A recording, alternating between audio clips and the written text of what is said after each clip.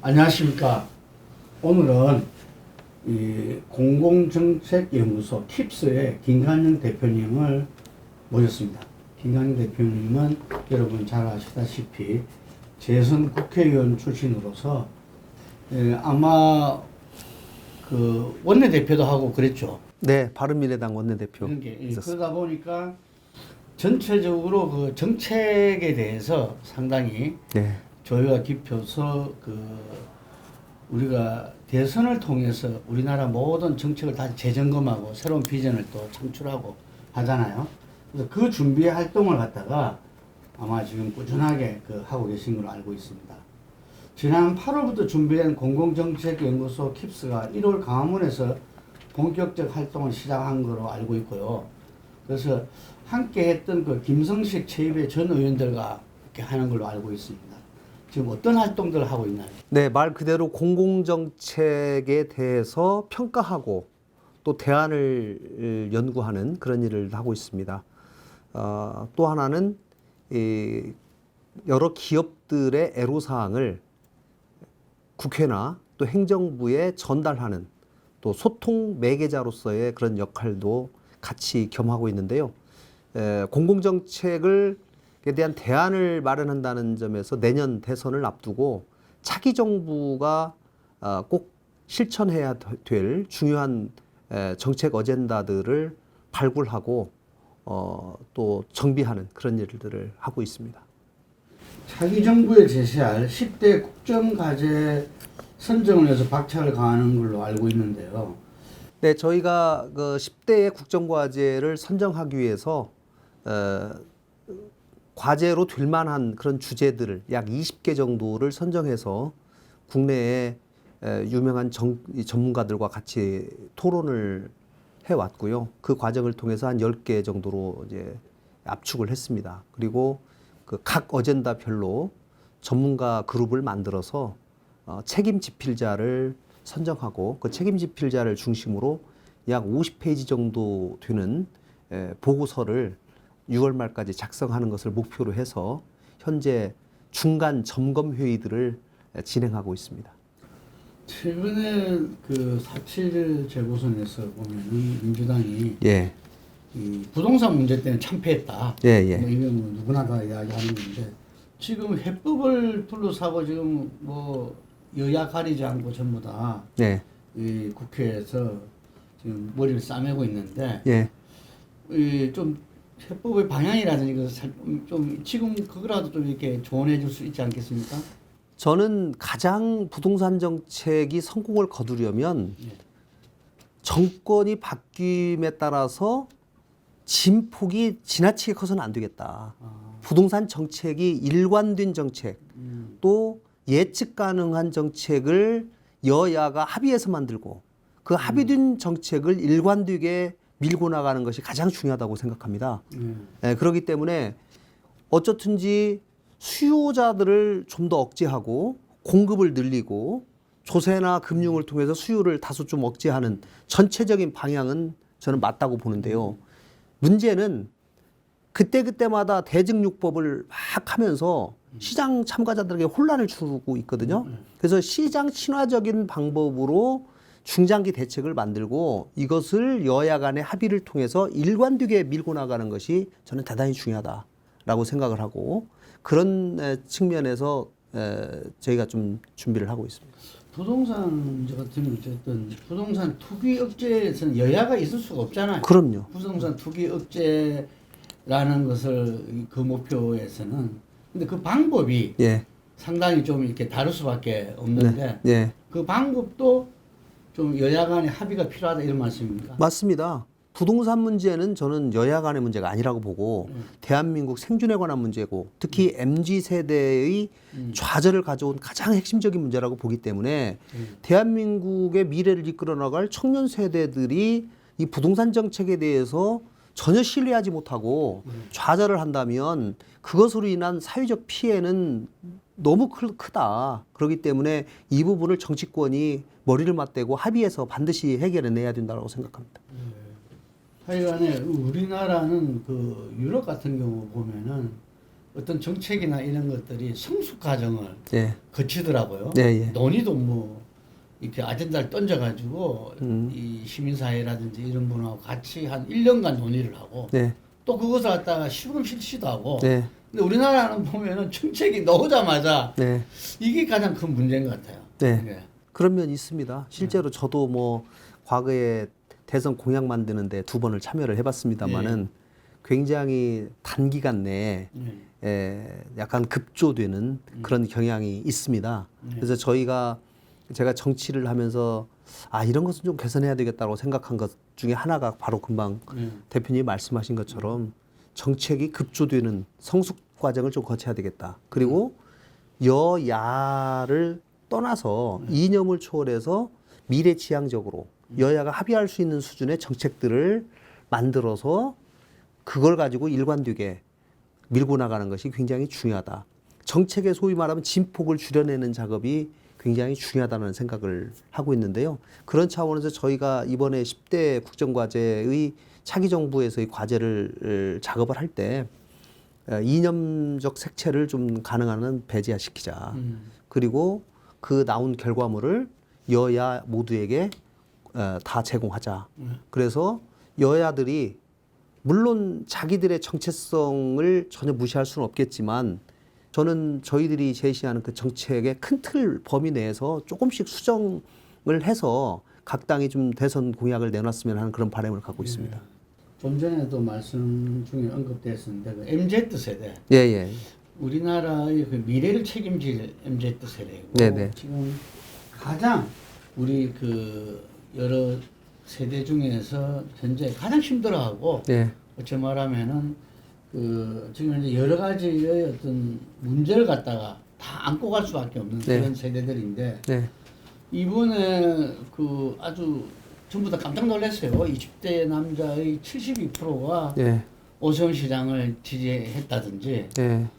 그 30대에서도 마찬가지였고 네. 이게 본래 20, 30대는 민주당 지지 세력들이었는데 세대들이었는데 네. 이게 확 바뀌었잖아요. 네네. 그래서 과연 이들을 어떻게 바라봐야 되고 문제점은 뭐고 네. 이 어디서부터 시작해야 될 건지 네. 이 부분은 좀 부탁드리겠습니다. 사실 제가 지금 아들이 셋인데 2명이 MZ 세대에 있습니다. 예. 예. 큰 아들, 둘째 아들이 예. 지금 현재 대학교를 다니고 있는데 아마 이 MZ 세대들이 우리 세대나 우리 부모 세대와는 달리 이념적으로 대단히 자유롭고 예. 매우 현실적이라는 특징이 있는 것 같습니다. 예. 취업이라든가 또 부동산 문제라든가 또 젠더 이슈 이런 데 굉장히 민감하고 결국은 자기들의 이해관계에 가장 부합하는 그런 정책 어젠다를 제시하는 후보를 저는 지지할 걸로 보고요. 결국은 지금 이 사람들이 가장 과거 민주당에서 성향이 그렇게 바뀌게 된 가장 큰 이유는 저는 민주당의 그동안의 내로남불 문제 또 빈부격차의 증대 저는 조국 사태를 겪으면서 예. 꼭 그 대학 입시에 해당되는 그 정의에 관한 문제들에 대해서 자기들이 그동안 배워왔고 느껴왔던 것과는 달리 행동하고 판단하는 민주당 정권에 대해서 저는 대단히 실망을 했을 거라고 저는 생각을 하고요. 네.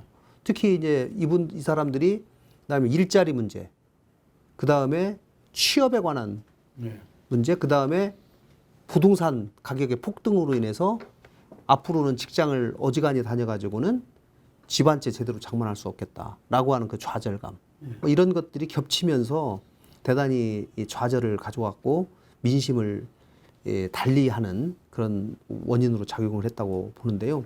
어쨌든지 지금 대선에 나오려고 하는 여러 후보들이 이 MZ 세대를 집중하고 이 사람들의 이해관계를 좀 더 부합하는 그런 정책들을 개발하기 위해서 많은 노력을 하고 있다고 생각을 하는데요. 저는 지속적인 그런 노력들 많이 MZ 세대들의 변화를 저는 가져올 수 있겠다는 저는 생각합니다. 여의도 국회에 있지 않는 이재명 지사가 월등한 1위를 지금 하고 있잖아요. 네. 예. 이재명 지사는 그 보기 따라서는 굉장히 다이내믹하고 역동적이고 이러면서도 또 한편은 상당히 항상 불안하다 이런 느낌도 지지층도 갖고 있어요. 네. 우리 김 대표님 어떻게 보고 계십니까?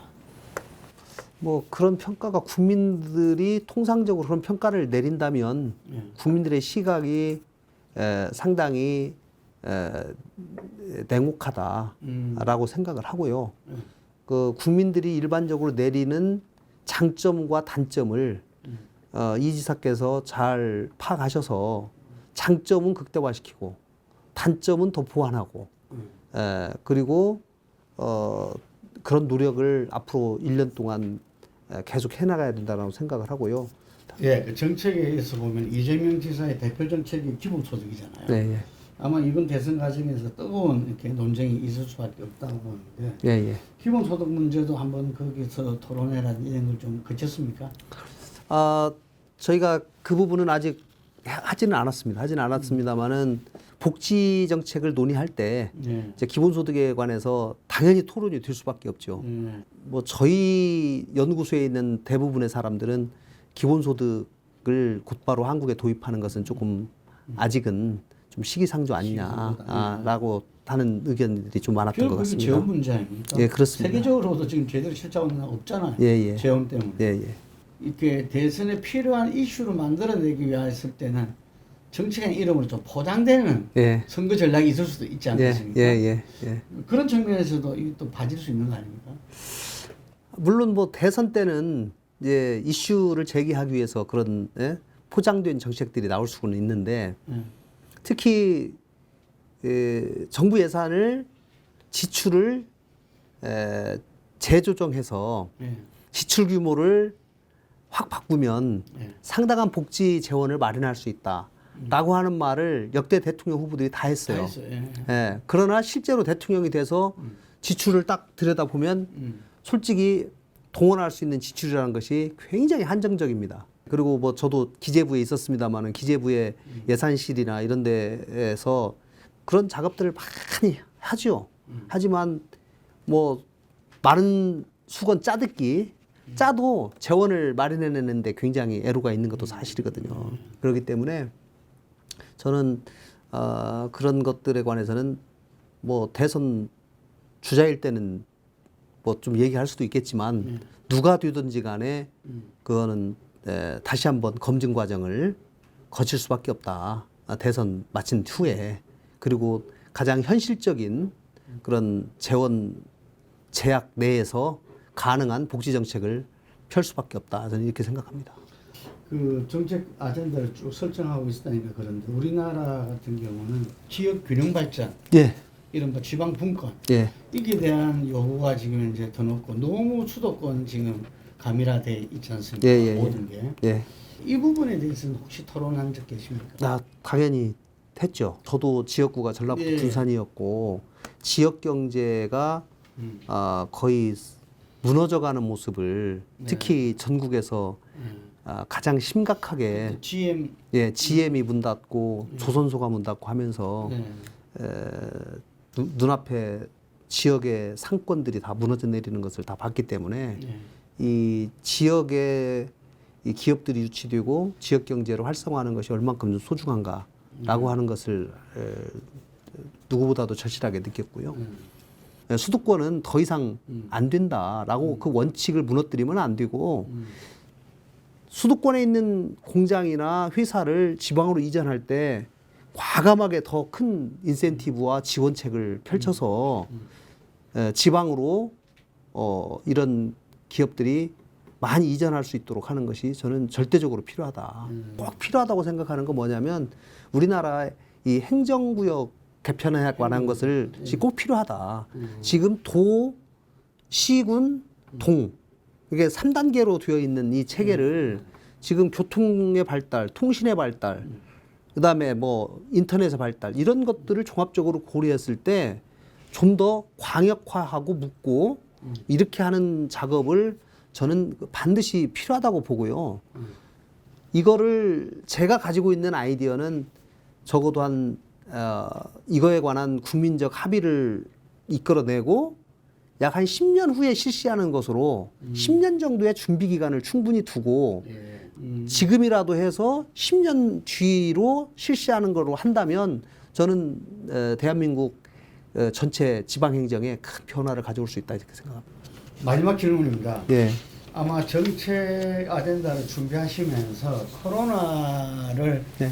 아마 계속 이렇게 염두에 둘 수밖에 없을 거고 그 속에서 아마 그걸 하셨을 건데 그것과 함께 또 이른바 4차 산업혁명 예. 속에서는 일자리는 줄 수밖에 없고 예.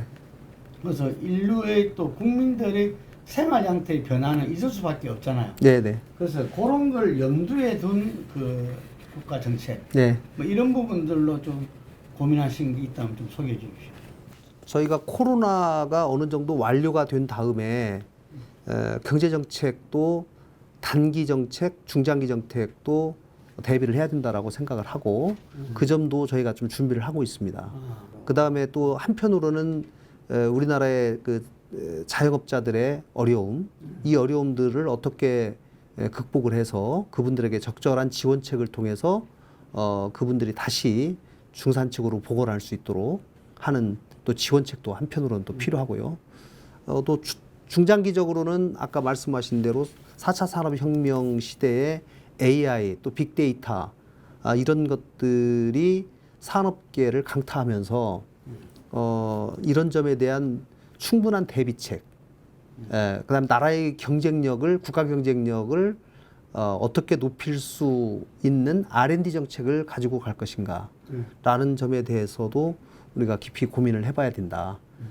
우리가 GDP 대비 R&D 비중이 전 세계에서 지금 가장 높은 수준인데요.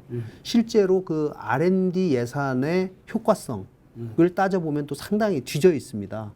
그래서 그거를 어떻게 그 원인이 무엇이고 그걸 어떻게 효과성을 높여서 그것을 국가 경쟁력을 높이는데 연결시킬 것인가 이런 것들에 대해서 저희가 깊이 대책을 세워야 된다 이렇게 생각을 합니다. 네, 코로나로 힘든 나날을 보내고 계신 대한민국 국민 여러분, 그러나 위기가 희망의 시작입니다. 다 같이 손잡고 공존, 공영의 또 배려의 정치를 통해서 앞으로 국민들께 희망을 줄 수 있는 그런 정책을 만들어내겠습니다. 국민들의 먹고 사는 문제를 해결해내는 가장 실용적인 이념을 떠나서 지속 가능한 정책을 만들어내도록 하겠습니다. 킵스를 지켜봐 주시고 또 우리 정치 커뮤니케이션에 힘쓰고 계신 폴리 뉴스도 많이 사랑해 주십시오. 감사합니다.